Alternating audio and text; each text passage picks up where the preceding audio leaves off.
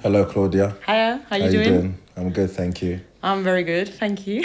Thank you for agreeing to come and speak to me No today. problem, my pleasure. So let's start by you just saying who you are and what you do. Okay, so I'm Claudia and I work in tour production and creative direction for live music. I work in A&R and artist management as well. So these are my two main areas of employment at the moment. And I just graduated from uni as well, like literally 2 weeks ago. I handed in my dissertation. So, hey, thank you. Congrats. What did you study? I did music management. Okay, cool. And then I got my first job during second year. Yeah. So that was the stage design job. But then after that, I got an A&R role, an indie label. Yeah. And then from there, I got involved with an independent artist management team. So this is what I'm currently working on. Okay, great. Congrats on graduate. Thank you. Yeah. Thank you. So let's go back to growing up. What was life like for you growing up? Where were you born? And yeah, how were things? Okay, so I was born in South Italy. Italy is not a country where creativity is really there's no space for creativity. In schools we don't have music. We can't choose music as an educational path. Right. We can't choose art, and then like we are taught that we can't make money out of it. Right. So that was kind of what was going on in terms of like education growing up. And then since a very young age, since I was 3, I was introduced to music. Music has always been like a massive part of my childhood. So if I had to talk about my childhood, it would be like music, and then not much going on really, because like I've never had like side interests outside of music. Okay. I always say like my brain is like one dimension, and that is music. Right. So it's always been like that. And then as a child, I was very shy, I guess. I was very shy, never had like a lot of friends.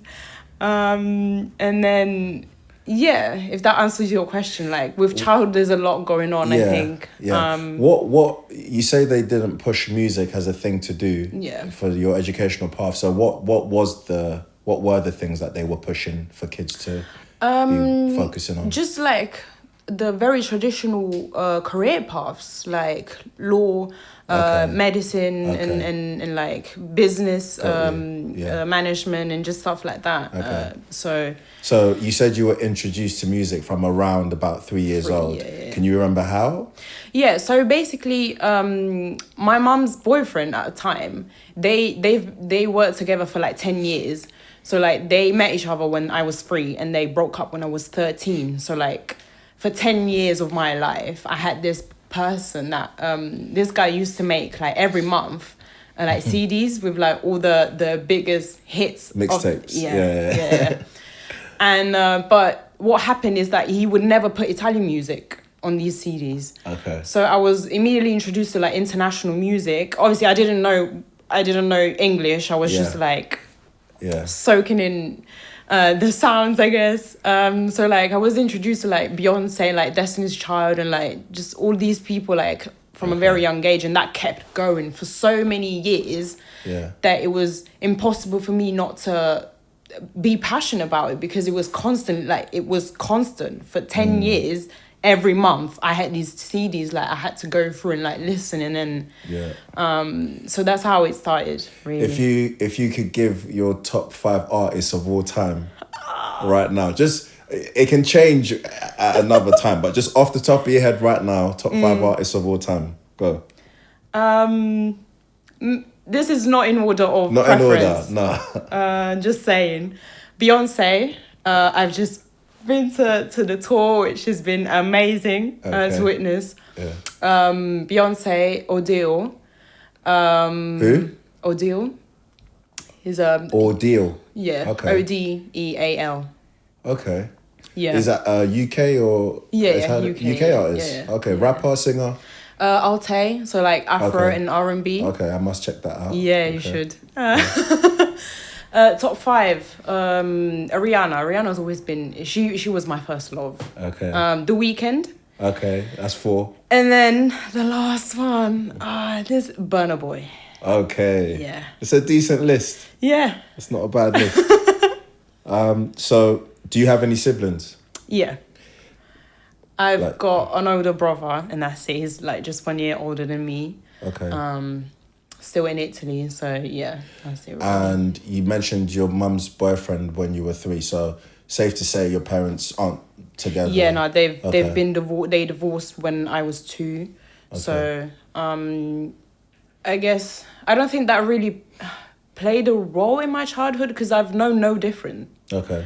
So like I don't know what it is like to live with both parents in the same house. So like I was like, okay, this is it. I'm just gonna have to deal with it. But at the same time, I'm fine with it because I've never known any better or like any difference. So yeah. What does your brother do? He's still at uni. He studies mechanical engineering. And he's coming to the end of the first 3 years because in Italy you do like the first 3 years and then after that you do your masters, but it's a bit different. Like in Italy you have to do the masters, otherwise like it's very hard to find a job with just like the 3 years. Right. So that's where he's at the moment. Is it possible to find a decent job and make a decent living at all in Italy without a degree? It depends on the type of job, I guess. If you want to be a plumber, you'll be all right. Okay. Unless you know someone, nepotism is very big in Italy. But definitely for certain jobs and career paths, you have to have a degree. Right.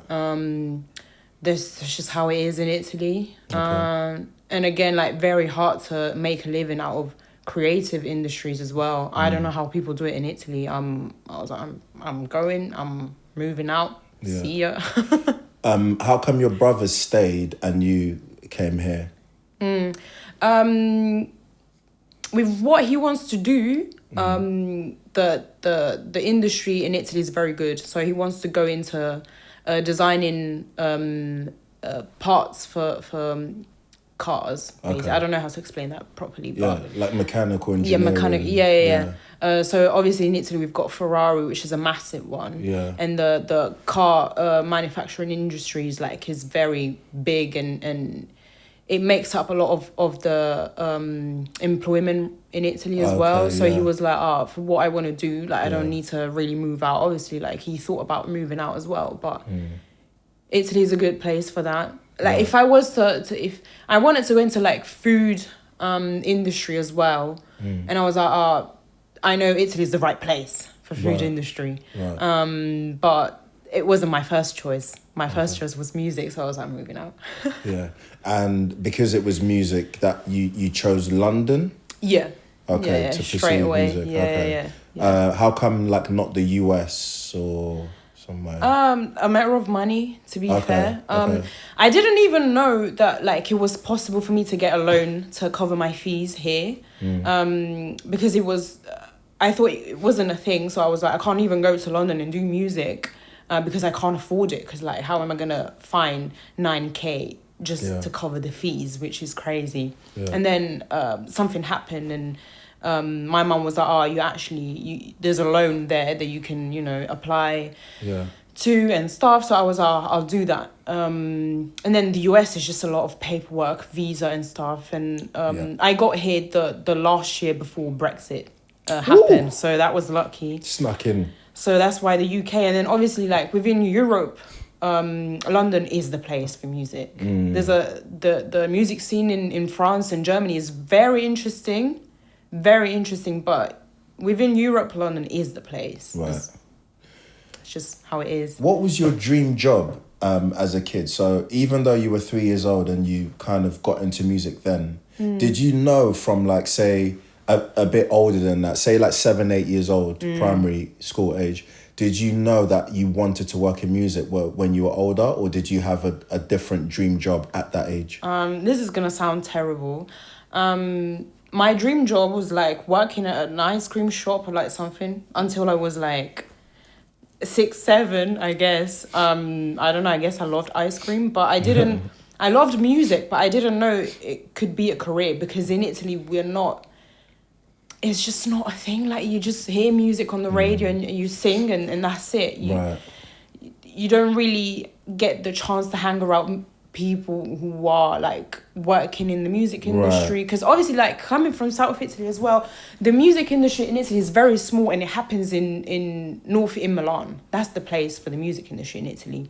Something going on in Rome, but if you want to work in the music business in Italy, Milan is the place to be. And I'm like 12 hours by car away from that. So like, where I come from, there's no, music is just not a thing. And like, I remember, like, I used to tell my classmates during primary school, and I was like, oh, guys, did you hear like this Beyonce track? And they were like, I don't know who Beyonce is. And I was like, what?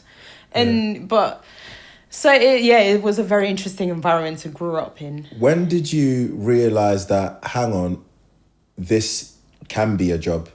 When did that happen? How old were you? How did it happen? I think I was around 16, 15. I remember when the Michael Jackson documentary came out. This is it. I went to the cinema with my mum.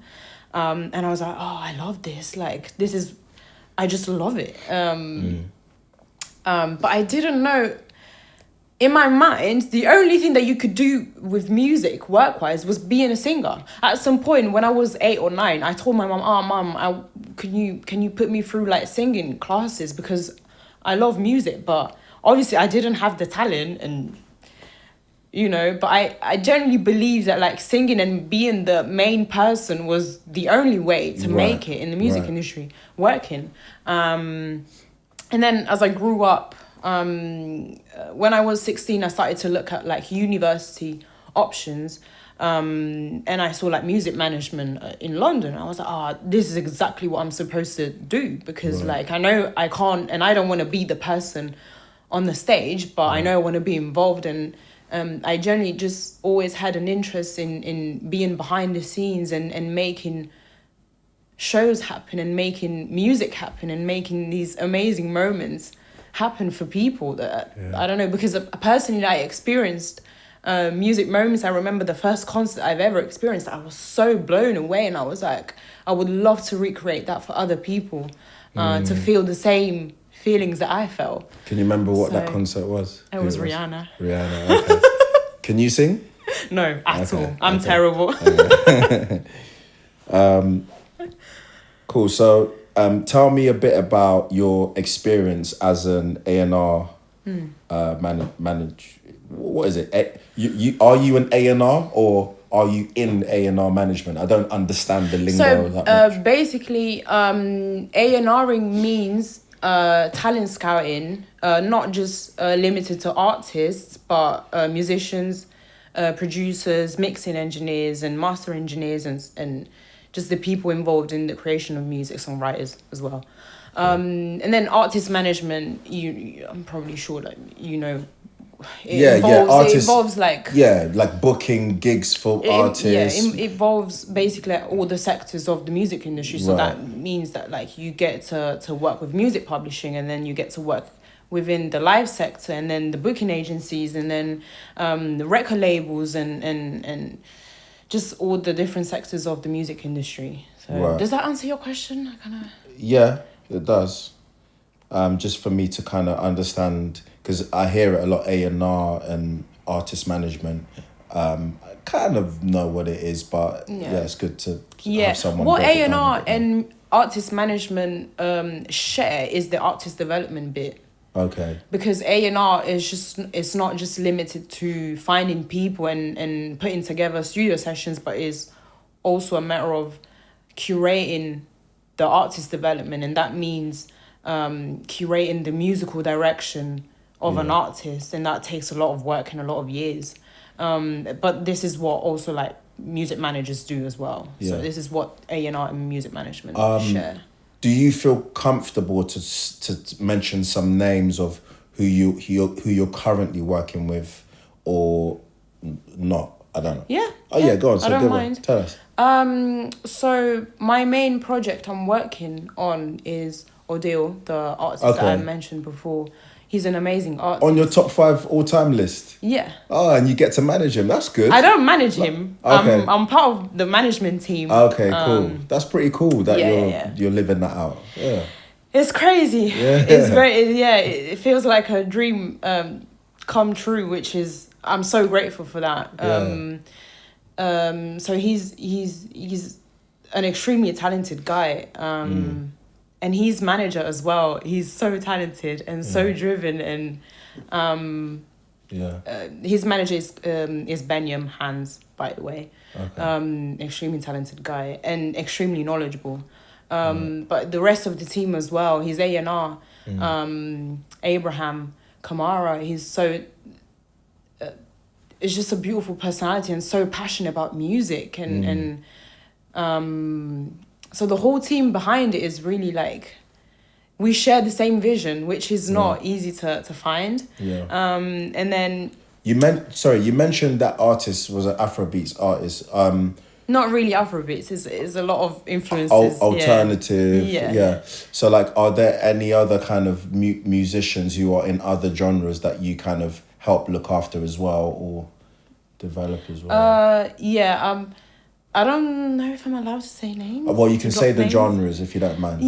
R&B. Okay. And then on the producer side, they mainly work in rap, drill, amapiano, R&B, Afro, and Alte as well. So mainly that sort of like cool vibe.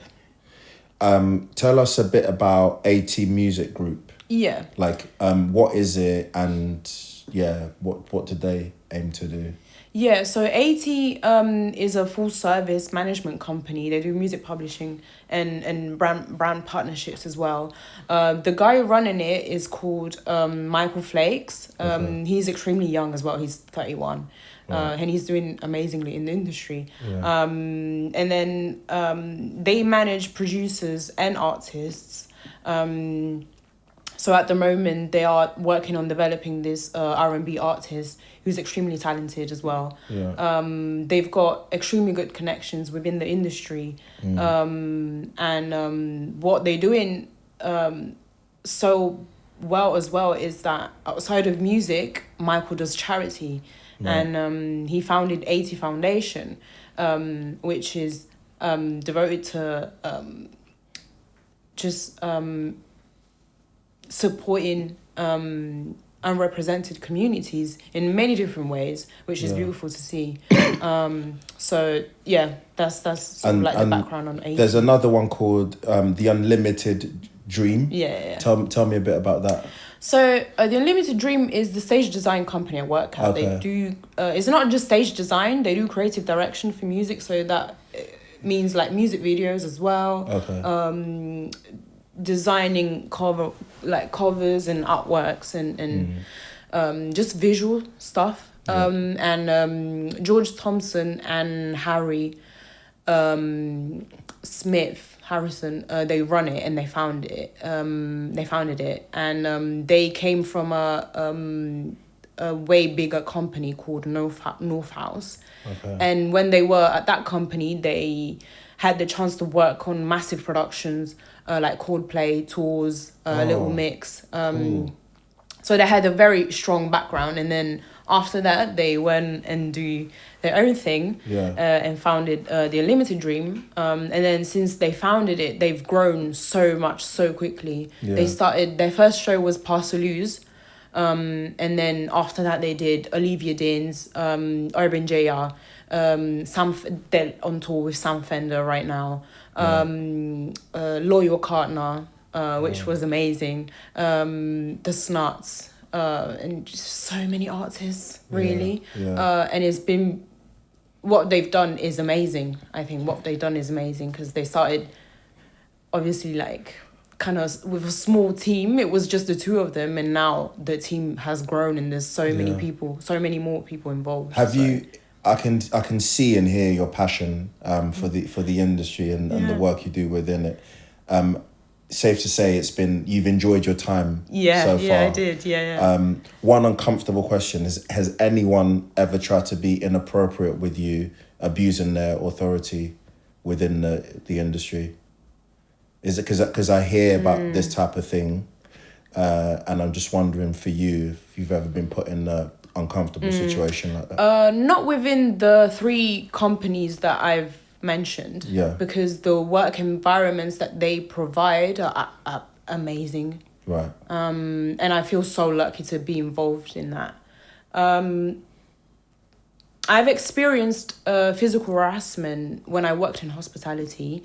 Okay. But I've definitely had over a year experience in a work environment that was highly toxic. Right. And I couldn't manage to get out of it.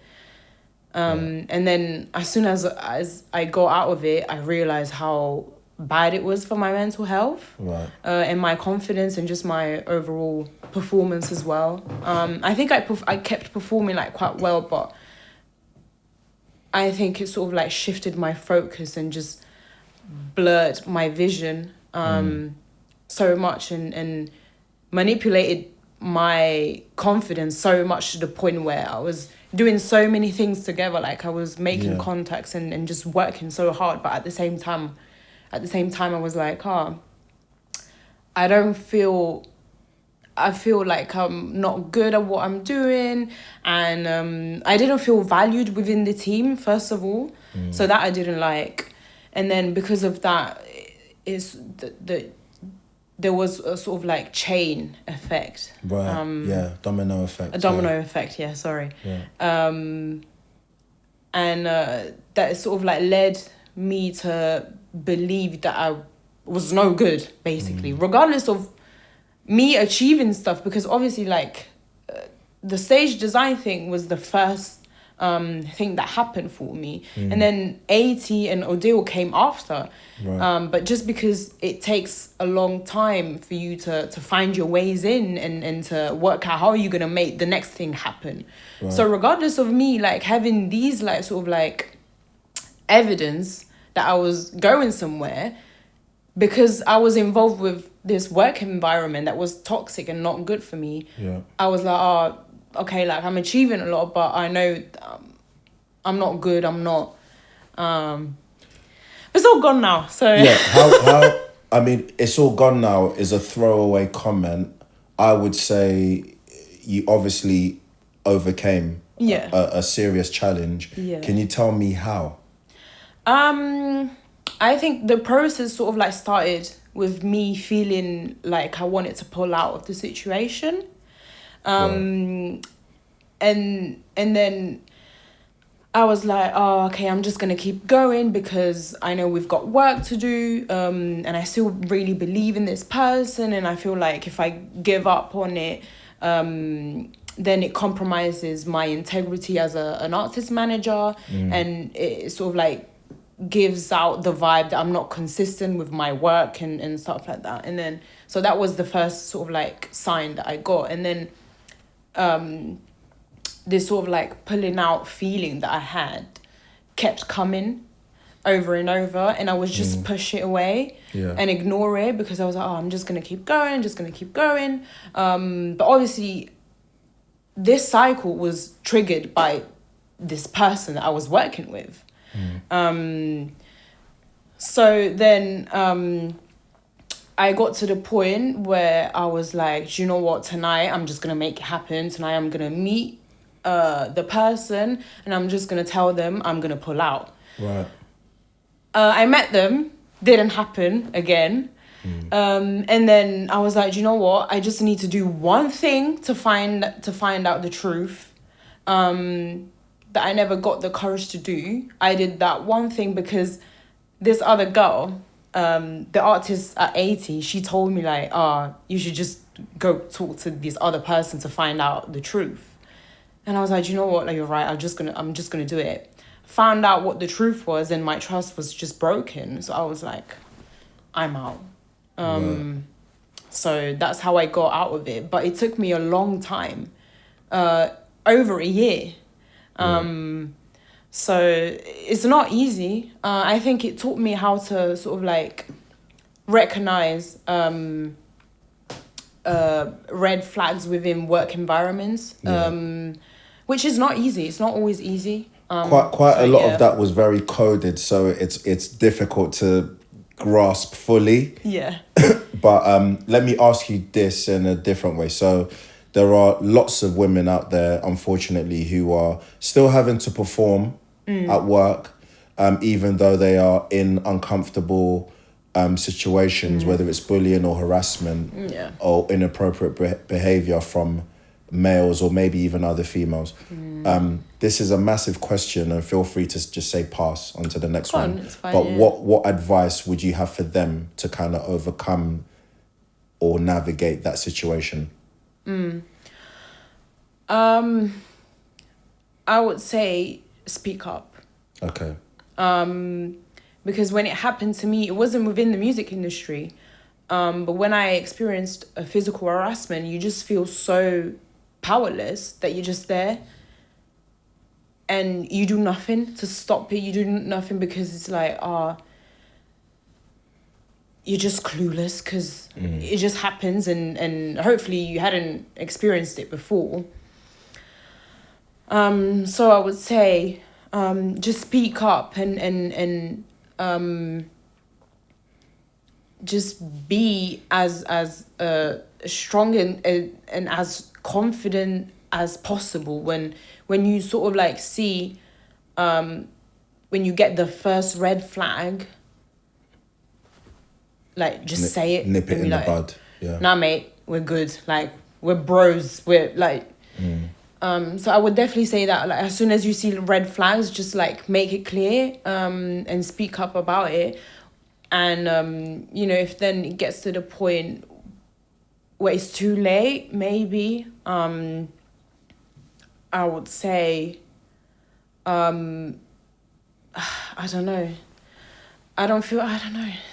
I mean, you do know. You've said, I mean, you've given some really some solid points. Yeah. I think once it's happened, there's not much that you can do. I think that sharing with other people is extremely helpful. And walking in the next work environment, I'd say just be extremely aware that there's a possibility of that happening. But because you've experienced it, now you know how to act and how to make it not happen, basically. I hope that is a bit of a confusing answer, but... Yeah. No, it's clear. Yeah. Nip it in the bud, take action by speaking up, and be more aware when going into maybe a different working environment. Yeah. I would say the most helpful thing probably is just like, at the first signal that you get, you just make it clear, we're mates. That's it. Like, like, I really appreciate you. I like you, but we're mates and we work together. That's it. That's about it. Dating and relationships. What are your thoughts on dating and relationships, very quickly? I'm a very relationship-oriented person. So I don't really... get the one night stands type of thing. What exactly do you want to know? Because that's a very broad question. How old are you? I'm 22. Are you in a relationship? No. Would you like to be in a relationship? Yeah, I think so. Yeah. Why, you're an attractive girl, why are you not in a relationship if you would like to be in one? I honestly don't know. I have no idea. What are you blaming it on? Lack of social life. I will take full accountability on that. Always I'm not working. Yeah. I spent the past winter just my weekends, it was just either uni or work. And then if I got the chance to slow down, I would be in bed, because I was like, if I have a chance to slow down and have a rest, I will be in bed. I don't want to be out because I'm always out working. I'm always on transport. I'm always on the tube. I'm always running. So if I can stop for 1 second, I will happily stay at home. Yeah. So this has happened for the past 3 years. Yeah. And obviously I moved to London like 3 years ago. Yeah.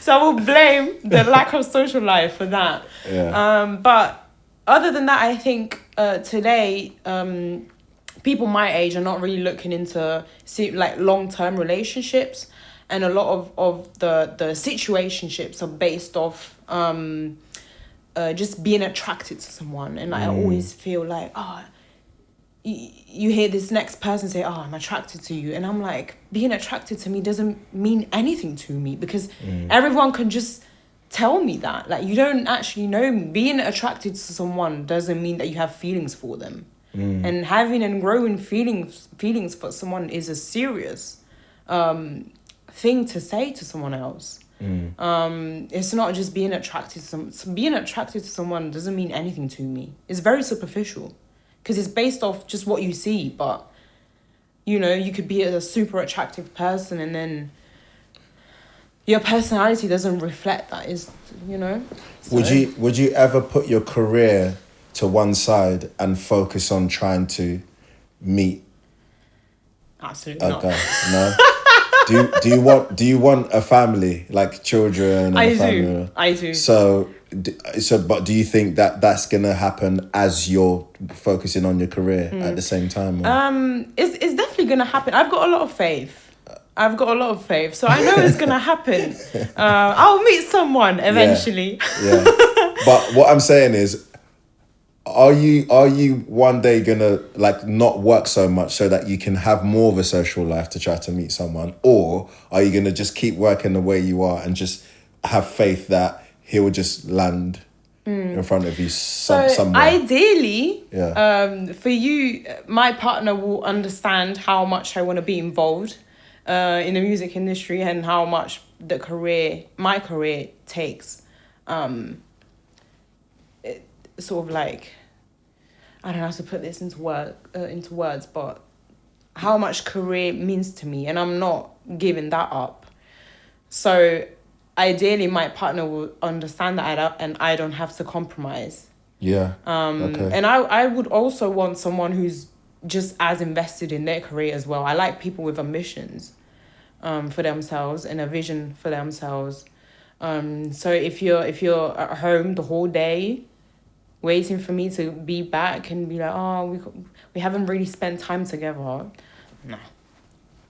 I'm expecting you to be out there like just as much as I am. Okay. Yeah, that's just how it is. But then who's gonna where's the kids? Who's gonna have the kids? Who's gonna look after the kids? Well, obviously, right now I'm 22. Yeah. I enjoy being out a lot. Yeah. I think when I will get to the age like between 30 and 40, I won't be out as much. I will have an established position. I will have set times dedicated to work. Because right now I'm building my profile. Yeah. So I have to work overtime. I have to go the extra mile.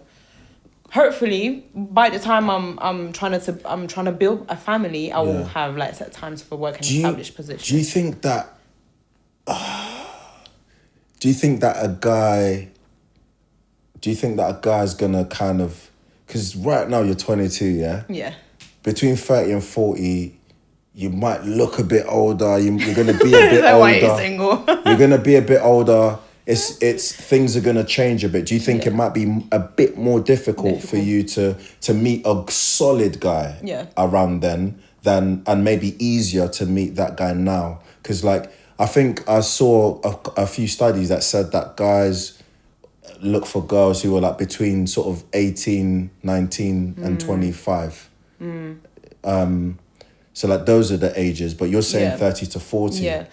So 30 to 40 would be ideally when I would build a family. Ideally, I would meet someone before that. Yeah. Because I do think once you're like 30 going towards 40, it gets a bit more difficult. It gets difficult, and people start questioning like, oh, why are you on your own? So ideally, like, I would meet someone before that. I guess we'll see what happens. Yeah. What are your thoughts on money quickly? Does money matter with this guy that you hope to meet? No. At all. I'm not attracted to money. I'm attracted to someone's drive and someone's passion and someone's personality and someone's take on life and dreams. I'm very big on that. So 3 out of those 5 things, dreams, passion and drive, are those things code for like money, ambition? Like, because if you have passion, drive and dreams, that usually means you're working towards becoming wealthy. Yeah. Not necessarily. No. Not necessarily from a money. Okay, so what if a guy was like very passionate and driven and everything, but you know, you saw all the way through to the end of his life that he was only ever going to make 30k a year? Would that be okay? Yeah, I'm still making a living. You don't have to be, you know, like extremely wealthy. Like, being successful doesn't mean being rich. And like, being successful is a concept that is very personal to everyone. Yeah. So for me, being successful means being happy with what you're doing right now. As if you're making a living out of what you're doing and what you do makes you happy and you love what you do, you're fine. To me, that's the idea of being successful. Cool. And you know, if someone is like that, they make like what, 1.9k a month, you're fine. Like, you don't have to be extremely, you know. Oh, you have a good heart. What are your thoughts on racism? Just literally, what do you think of racism? That's a very broad question. You could just say one thing that you think of it. You know, it's very broad. We could go on forever, but just... Yeah, well, obviously, it happens in very different forms. Do you see racism in your industry? Yeah. Really? Definitely. How? So there's racism within genders. Racism within genders? As in... Sexism? You mean... Yeah, as in certain... The live sector, for example, is very male-dominated. Okay. The music industry itself is very male-dominated, but the live music industry, extremely male-dominated. When you are in, like, tour production rooms and, like, there's just men. It's just so many times I've been the only woman. No. Because I do understand it. I don't have hate towards it being male-dominated. A lot of the jobs require like being strong enough to lift up stuff and equipment and moving things around, so I understand that. The racism that happens within that is that when a woman is there, she might feel like she doesn't belong there. And that's sexism. Yeah. That's like a gender thing. That's different to racism. Racism is like skin color. Or you can even talk about classism, because that's not so much about skin color. That's about like levels of money and wealth. Yeah, there's definitely racism within the music industry. Like skin color. Skin racism. color. Yeah. Can you give me one example of... A lot of CEOs at record labels are all white. Oh, okay. Men. But why does that mean there's racism though? What do you mean? Like, if all the CEOs are white, how is that? Are you saying because of the way it looks, because all those CEOs are white, that's what makes it racist? Like, yeah, because obviously the white man being at the top, all the agendas come from the top. Right. So I've got the idea in my mind. It's just going to be kind of like hard to put into words. But if I was to pitch an artist, I'm giving you a scenario right now. Yeah. I'm going to a major label and I'm pitching an artist who does this type of genre. He's black. Yeah. Right. And the music that he makes is absolutely unreal. And let's say drill. Yeah. Okay, let's say drill. Could be drill. Yeah. And there's following, and the culture is involved. It's got engagement and all of that. Obviously when you pitch someone and when an A&R signs someone, the head of A&R needs to approve. Otherwise, the signing doesn't happen. If the head of A&R is a white guy and he's not tapped into the culture and hasn't got the understanding, he's not going to sign the act. Right. But that doesn't mean that the music is not valid. Right. And so the music has to be good to white ears for it to go through? I don't know how to explain this, but I don't know how to explain it. Okay. Don't worry. We'll leave that one. That one. Okay. So if you have a more specific question, I might be able to answer because. Okay. Within your industry, is skin color an issue in any way at any level that you've seen or experienced? I'm not too sure about higher levels. Yeah. Of the music industry, so like the senior positions. Okay. But I do think that it's becoming easier for the black community. Yeah. And just minorities to be involved. There's a lot of support going on. There's a lot of support platforms dedicated to minorities to get involved in the music industry, the business side as well as the artists. Yeah. There's a lot of grants for black artists and minorities. Right. So I do think it's becoming easier. Amazing. Yeah. What are your future endeavors? So what do you have coming up, looking ahead into the future? What are your hopes for your career and your dating life? Dating life, yeah. I don't have any expectations. Good. I don't actively work on it. Okay. If it happens, great. Yeah. I'm not there hunting though, I'll be honest. Okay. Career-wise, I think my focus right now is just work at the best of my capabilities on the projects that I've got going on right now so that I can build my profile. I think I do want to get a major label experience. Yeah. My final goal is just gain like a 10-year experience in A&R and management, and then start my own management company. That would be like the long-term vision.